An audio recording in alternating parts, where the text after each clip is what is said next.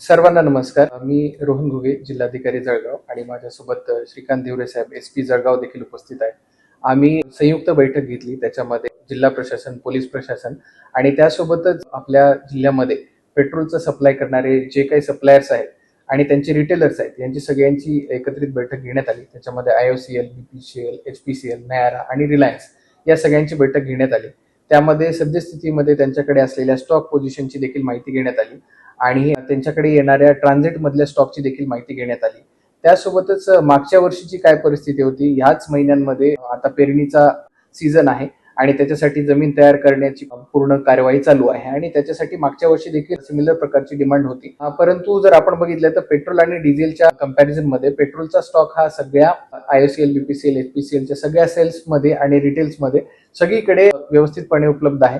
जर आपण बघितली तर आजची जी पेट्रोलची डिमांड होती ती 921 स्केलची होती आणि त्याच्या अगेन्स्ट 1338 स्केल म्हणजे किलो लिटरचा सप्लाय सध्या आपल्याकडे उपलब्ध आहे आणि ट्रान्झिटमध्ये म्हणजे येणारा सप्लाय जो आहे तो 747 किलो लिटरचा आहे. म्हणजे पेट्रोलच्या सप्लायमध्ये कुठेही कमतरता नाहीये. आपल्याला कमतरता जाणवते ती डिझेलच्या सप्लायमध्ये आणि ती देखील जर मागच्या वर्षीच्या कंपॅरिझन मध्ये मागच्या वर्षी या तारखांमध्ये आपण जवळपास 1300 किलो लिटरचा सेल केलेला होता आणि या वर्षी तो जवळपास 1620 म्हणजे 320 किलो लिटरचा एक्स्ट्रा सेल होऊन देखील आपल्याकडे स्टॉक पोझिशन बघितली तर 1490 किलो लिटरची स्टॉक पोझिशन सध्या आपल्याकडे उपलब्ध आहे आणि येणारा जो ट्रान्झिट मधला जो स्टॉक आहे तो 1614 किलो लिटरचा स्टॉक आहे. म्हणजे आपल्याकडे असणारा स्टॉक आणि येणारा स्टॉक हा पर्याप्त मात्रेमध्ये आहे.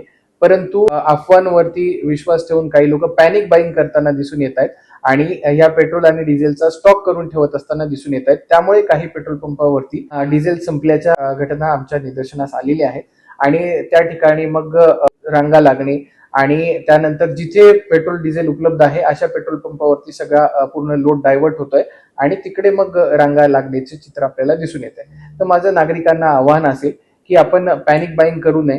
आपण जरी मशागतीची पण डिमांड जर कन्सिडर केली तरी पर्याप्त मात्रेमध्ये आपल्याकडे साठा उपलब्ध आहे. काही काही रिटेलर्स कडून आपल्याला जेव्हा माहिती घेतल्याच्या नंतर कळालं की जे साठा तो 4-4 दिवस सेल करत होते तो साठा ते आता 4 तासांमध्ये सेल करत आहेत. अशा प्रकारची इतकी मोठी पॅनिक बाईंग सध्या लोकांमध्ये सुरू आहे.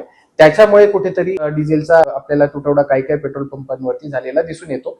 परंतु सप्लाय मध्ये कुठेही कमतरता नाहीये. मागच्या वर्षीच्या कंपॅरिझन मध्ये मोठ्या प्रमाणावरती सेल करून देखील आपली स्टॉक पोझिशन चांगली आहे. फक्त काही काही पेट्रोल आणि डिझेल पंपांवरती काही काळासाठी म्हणून डिझेलची मागणी वाढल्यामुळे सप्लाय खंडित झालेला आढळून आलेला आहे. परंतु माझी सर्वांना विनंती असेल की आपण अशी कुठलीही पॅनिक बाईंग करू नये. स्टॉक हा पर्याप्त मात्रेमध्ये उपलब्ध आहे. काही ठिकाणी जिथे इश्यूज आपल्याला भांडण तंटे झालेले बघायला मिळालेले आहेत तिथे SP साहेबांनी देखील मोठ्या प्रमाणावरती पोलीस बंदोबस्त आणि सुरक्षा नागरिकांसाठी प्रोव्हाइड करण्यासाठी म्हणून पूर्ण व्यवस्था केलेली आहे.